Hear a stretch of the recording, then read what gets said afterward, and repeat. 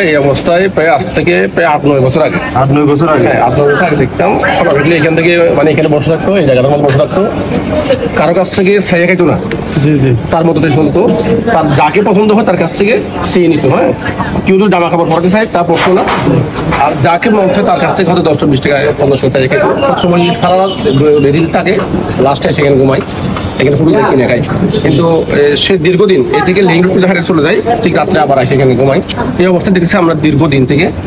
গত সপ্তাহে দেখলাম যে হঠাৎ করে কোনোদিন কোনো দেখি নাই, এক সপ্তাহ আগে দেখলাম তার এই এলাকার, তার বাড়ি নাকি মাদারীপুর, ওখান থেকে একজন টুরিস্ট এমনি ঘুরতে আসছে, এখানে ঘুমিয়েছিল, হঠাৎ করে দেখি তার পাশে বসে আছে। তেমন জিজ্ঞেস করলাম ভাই কি আপনার কি হয়, সে আমার মামা, সে একটু দিদি ছিল, তার বাসার মধ্যে রাগ করে হঠাৎ বাইরে হয়েছিল, এ থেকে এমনি একটু মেন্টালিটি সমস্যা ছিল, ওর বাইরে হওয়ার পর থেকে আমরা খুঁজে পাই নাই। আমি এখানে ঘুরতে আসলাম, হঠাৎ করে দেখি আমার মামাকে এখানে দেখলাম। তো সে খাবার দাবার নিয়ে এমনি টাকা পাঠানো অনেক চেষ্টা করছিল, সে নিয়ে চলে যাওয়ার নিয়ে দেওয়ার জন্য, কিন্তু যাই না, সে অনেক বোঝা ছিল, সে যায় নাই। তো এই থেকে এই অবস্থা দেখতেছি আর কি।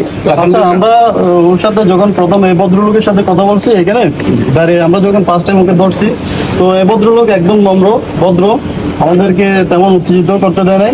জাস্ট ওকে বলছি, বলাতে ও রাজি হয়ে গেছে আপনার সহযোগিতায়। তো উনি আসলে একদম ভদ্রলোক, ভদ্রলোকের সন্তান। তো আসলে আমাদের বিষয়টা অনেক ভালো লেগেছে, কারণ অনেক আপনার ভারসাম্যহীন রুগী যারা থাকে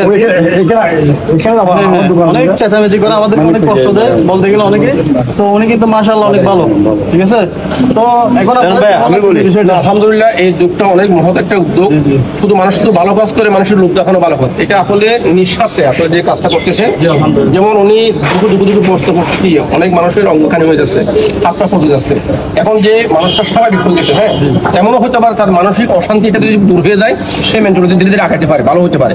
তো এরকম যদি আপনার পুরা কাজ, পুরা জিন্দিগি মিলে যে একজন ব্যক্তি যদি ভালো করতে পারেন, এর চেয়ে বড় কাজ করতে পারেন ইনশাআল্লাহ। আমাদের কাজটা হচ্ছে চলমান থাকবে, তো আপনারা যেটা দেখতেছেন এভাবে চলমান থাকবে। আপনারা যদি অবশ্যই এরকম ভারসাম্যহীন রোগী দেখে থাকেন, তাহলে অবশ্যই আমাদের কমেন্ট বক্সে এসে জানাবেন। আমরা ইনশাআল্লাহ গিয়ে যে কোনো মুহূর্তে যে কোনো জায়গায় আমরা ওই পদক্ষেপ নিয়ে ওখানে যাব, গিয়ে ওদেরকে পরিষ্কার করে দেবো। আর হচ্ছে ওনার লোকেশনটা অবশ্যই কমেন্ট করে জানাবেন আপনারা। আচ্ছা ভাই, আমার এদিকে দাও।